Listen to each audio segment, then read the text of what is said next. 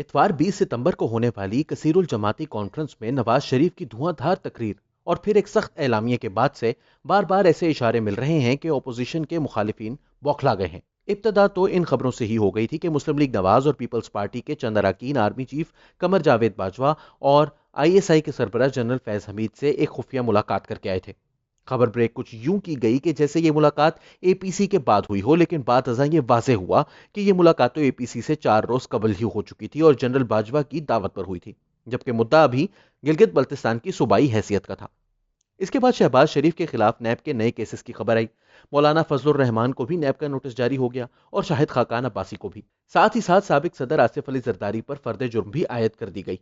शहबाज शरीफ की दरख्वास्त जमानत में एक बार तो तौसी की गई, लेकिन 28 सितंबर को अगली पेशी पर लाहौर हाई कोर्ट ने जमानत में मजीद तौसी देने से इनकार कर दिया और वो गिरफ्तार हो गए।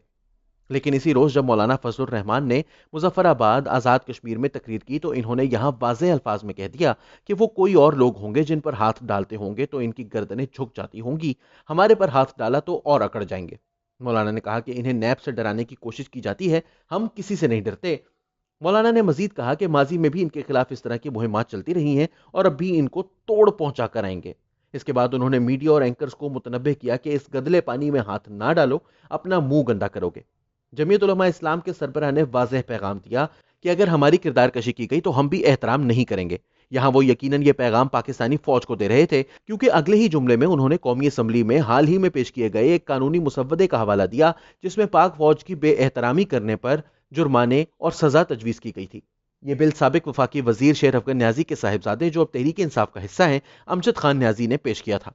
मौलाना ने क्या कहा, सुनिए। तुम्हारा काम, रियासत का काम यह है कि वो शहरियों की किरदार कुशी करे, तो फिर हमसे तवक्को मत रखे कि वो मेरी किरदार कुशी करेंगे और मैं उसका एहतराम करूंगा। अब फिर क्या करेंगे वो? फिर असम्बली से कानून पास करेंगे, हमारी बेएहतरामी करना, इसका इतनी सज़ा होगी और इतनी सज़ा होगी।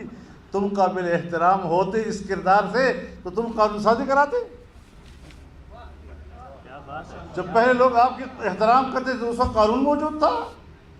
मौलाना ने कहा कि नैब को खत्म करने के लिए उन्होंने बार बार कहा था, लेकिन इस वक्त उनकी बात मुल्क की दोनों बड़ी सियासी जमातों ने नहीं सुनी। उन्होंने कहा कि आज शहबाज शरीफ भी जेल में है, इनके बेटे भी जेल में हैं और आसिफ जरदारी पर भी फर्द जुर्म आयद हो चुकी है, लेकिन मैंने कभी नैब के इस कानून को तस्लीम ही नहीं किया था। वो आज होने वाली गिरफ्तारियों को भी एक सियासी हरबा और हथकंडा समझते हैं। ये शुक्र है कि हमने अव्वल दिन से माना ही नहीं। जब आइन पर नजरसानी हो रही थी, मैं चीख रहा था उस कमेटी में कि इस नैब को खत्म करो, ये मुशर्रफ का इदारा है, ये एक डिक्टेटर का इदारा है। हमारी नहीं मानी गई। अब बेचारा शहबाज शरीफ साहब भी जेल में है, उसका बेटा भी जेल में है, उसका भाई भी बाहर है, पीपल्स पार्टी वालों का भी यही हाल है। तो इस किस्म की चीज़ों पर हम इन गिरफ्तारियों को भी एक सियासी हथकंडा और हरबा समझते हैं। तकरीर के आखिर में उन्होंने धमकी आमेज लहजा इख्तियार करते हुए कहा कि मैं इस मुल्क में एक मोहतरम शहरी की हैसियत से जिंदा रहना चाहता हूं। अगर बिगड़ोगे तो अफगानिस्तान में जो अमेरिका का हशर हुआ, खुदा की कसम यहां तुम्हारा वही हशर हो जाएगा।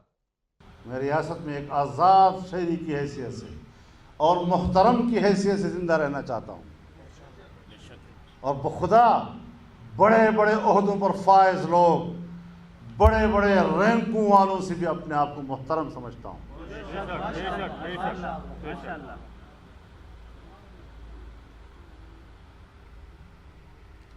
तो सीधे हो जाओ। तो हम तो पहले से सीधे हैं, और अगर बिगड़ोगे तो फिर अगर हम बिगड़ गए तो अफगानिस्तान में अमेरिका का क्या हशर हुआ, खुदा की कसम यहाँ तुम्हारा वही हशर हो जाएगा।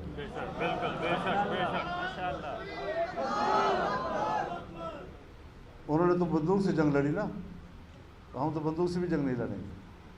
हम तो ऐसे ही तुम्हें मैदान में घसीटते चले जाएंगे।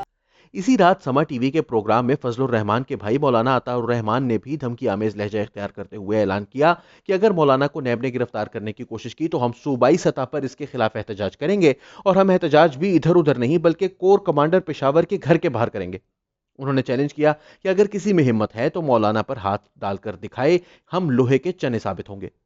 अचंभे की बात तो ये है कि अगले ही रोज नैब ने एक वजाहत जारी कर दी जिसमें यह ऐलान किया गया कि इन्होंने तो मौलाना फजलुर रहमान को बुलाया ही नहीं है। इनके खिलाफ इंक्वायरी नैब खैबर पख्तूनख्वा में जारी है और इन्हें अपना मौकफ पेश करने के लिए नैब खैबर पख्तूनख्वा ही बुलाया जाएगा। इस सारे किस्से को देखने वाले समझ सकते हैं कि जो आंखें दिखाए उसके आगे नैब जैसे रियासती इदारे लमलेट हो जाते हैं। लेकिन हकीकत यह है कि यह आंखें दिखाना भी हर किसी के बस की बात नहीं।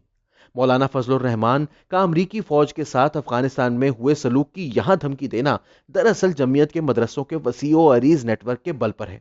इत्तफाक देखिए कि ये मदरसे रियासती इदारों की सरपरस्ती में मुल्क के अंदर और बाहर से मिलने वाली इमदाद के जरिए ही 1980 और 1990 की दहाई में कायम किए गए थे। अब इन्हीं के तुलबा और नेटवर्क के नाम से रियासती इदारों को धमकाया जा रहा है। मगर याद रहे कि यह लड़ाई ना तो नजरियाती है और ना ही इसमें कोई पॉलिसी में तब्दीली कार्य फरमा है। सारा मामला इख्तियारात की लड़ाई का है। खैबर पख्तूनख्वा में जमीयत और तहरीक इंसाफ दो बड़ी सियासी कुव्वतें हैं जो एक दूसरे के मद्दे मुकाबिल हैं। मसला महज इतना है कि एक फरीक को रियासती इदारों से यह शिकायत है कि दूसरे फरीक की पुष्टपनाही की जा रही है और इन इल्जामात को तकवीयत तहरीक इंसाफ पर तनकीद करने की सूरत में नैब जैसे रियासती इदारों के फौरन ऑपोजिशन के खिलाफ हरकत में आने से मिलती है। रियासती इदारे अगर खुद को सियासत से अलहदा रखें तो ये नौबत ना आए। पाकिस्तान के आइन का भी यही तकाजा है कि रियासती इदारों को सियासत में मुदाखलत की इजाजत नहीं दी जा सकती और इसके पीछे मंतक यह है कि हुकूमतें आती और जाती रहती हैं लेकिन रियासती इदारे मुस्तकिल होते हैं। किसी भी रियासत के हर हाल में फंक्शनल रहने के लिए यह लाजमी है कि ये इदारे मुकम्मल तौर पर आजाद हों और इनका किरदार इल्जामात से पाक रहे। इस असूल की पामाली से ही ऐसे मसाइल पैदा होते हैं।